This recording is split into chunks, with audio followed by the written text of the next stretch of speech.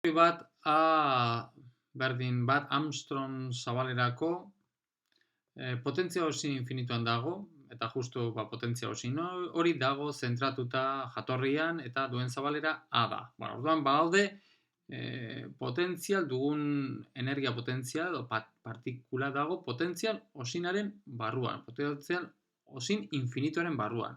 Orduan, claro, horrekin lotuta daukagu, badakigu zeintzuk diren Hamiltondaren autofuntzioak, gogoratu ditzagun zeintzuk diren, R bi zatia, sinu n pi zatia x minus a biren, eta baita agian, interesantea izan daitekena, adierazpen errazagoa daukate, jartzea, segun eta n hori bakoitia edo bikoitia den, R bi zatia kosinu n pi x zatia izango dugula n bakoitia bada, eta R bi zatia sinu n pi x zatia izango dugula n hori bikoitia bada. Oso ondo, hau da buruan, eta zer esanik ez, energiak ere, interesantea dugula gogoratzea, h barra karratu, pi karratu, n karratu, zati, bi, m, a karratu. Hau da, burura etorri zaizkigun oinarria, hau da gure oinarria izango dana, eta energien autobalioak. Jarrituko dugu irakurtzen.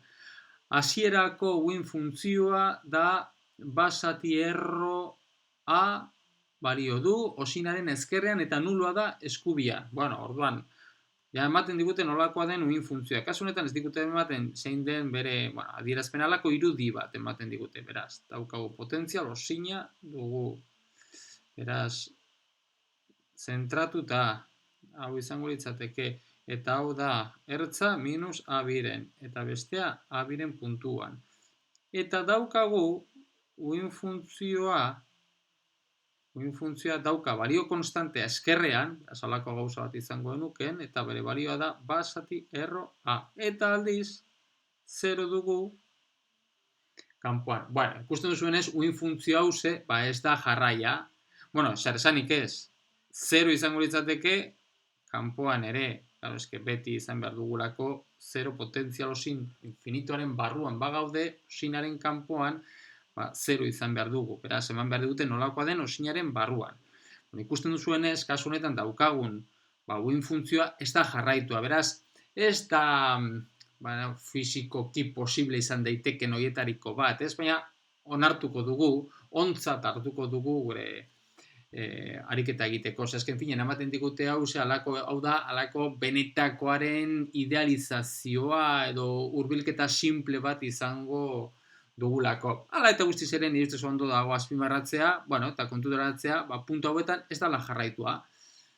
Eta horrek zer esanik ez, badauka eragin bat uin funtzioen deribatuan, ez da?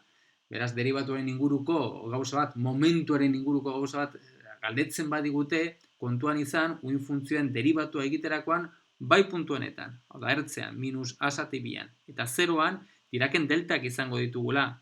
Hau da, uin funtzioen deribatua ez da 0. Tarteka konstantea dalako, bai? Bakarrik hori. Buruan, kasu honetan ez daukagu horren inolako eraginik ez digutelako eskatzen, ez digutelako egiten momentuaren inolako galderarik. Bueno, jarrituko dugu irakurtzen. Esaten digute nola t berdin 0ko segunduko aldiunean, energia neurtzen baduko, beraz, aldiune hau ematen digute, eskatzen digutea zein den 8. mailari dagokion energia hori lortzeko probabilitatea. Beraz, P8 hori energia neurtzen badugu zein den E8 hori lortzeko probabilitatea. Eta zenbat balio duen energia horrek. Eskatzen digute zenbakizko balioak ematea. Beraz, hau eta E8. Bueno, E8a hemetik zuzenean atera behar dugu. Baina, mentxe, mami handiagoa duena da hau kalkulatzea zein den E8 lortzeko probabilitatea. Probabilitateen inguruko galderak ematen bat digute, beraz, lehenengo interesantea duguna da gure uin funtzioa normalizatu behar dugu. Bale? Eta horretarako egingo duguna da lehenengo kalkulatuko dugu zein den uin funtzio honek duen norma. Gero normalizatzeko, beraz, lehenengo kalkulatuko dugu, zenbat balio duen horrek. Horretarako egin behar duguna da, integrala, psi konjukatua, psi diferentzial x. Bueno, beraz, kasu honetan bakarrik minus a zati bitik a zati bira balio duenez, balio hause duenez, beraz, kasu honetan daukagun integrala, tarte horretan dago mugatuta. Minus a zati bitik 0-raino. Eta horren moduluaren karratua daukagu bat zati a dala. Diferentzial x, beraz, hause egiten badugu integrala, hemen ateratzen zaigu, dala berdin, bat biren. Beraz, ez dago normalizatuta. Eta normalizatzeko egin behar duguna da gure uin funtzioa biderkatu a faktore batekin. Eta a faktore hori izango da erro bi. Beraz, honen alderantzizkoaren erroa. Beti izan behar da honen alderantzizkoaren erroa. Beraz, zein da daukagun uin funtzioa ja normalizatuta? Uin funtzioa izango dugu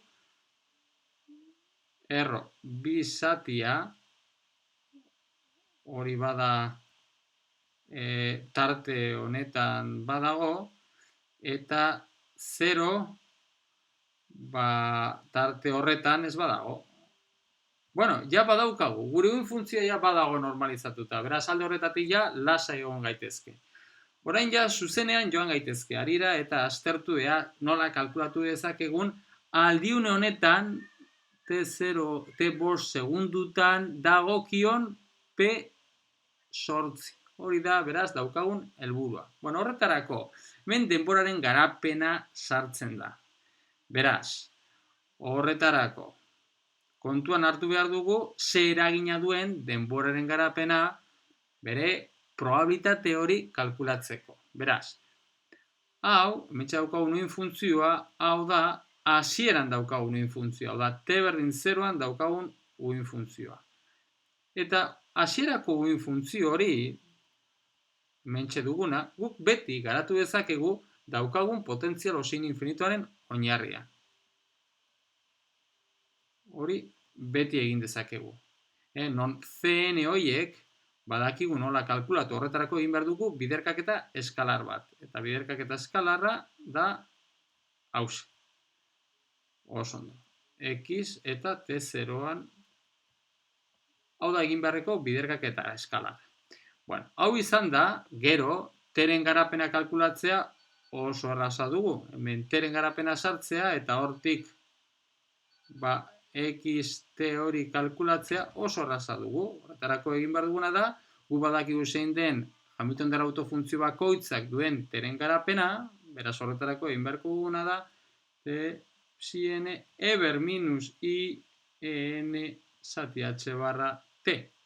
Eta zer da horrekin lortzen duguna? Bueno, horrekin lortzen dugu, halako koefiziente berri batzuk, autofuntzio hauekin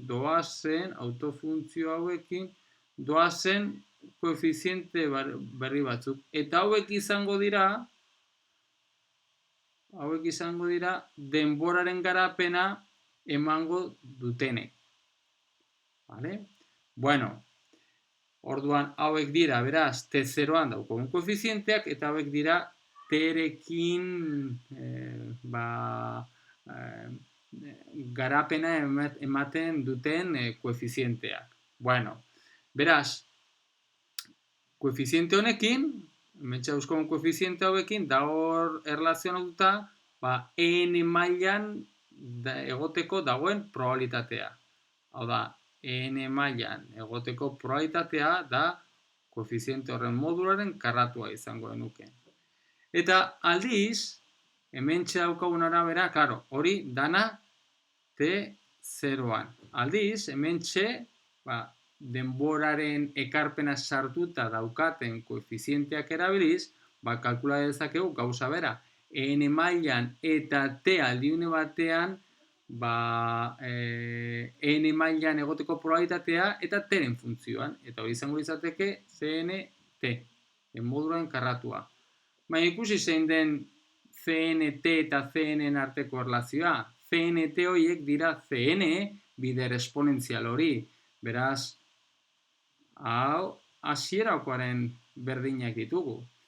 Hau da, T berdin 5 segundutan EN maila lortzeko probabilitatea eta hasieran dugun probabilitateak berdinak dira.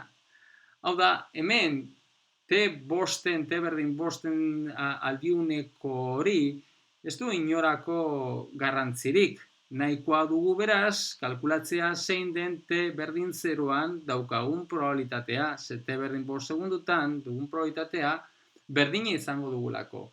Hau da, energiak neurtzeko probabilitatea ez da denborarekin aldatzen, bai?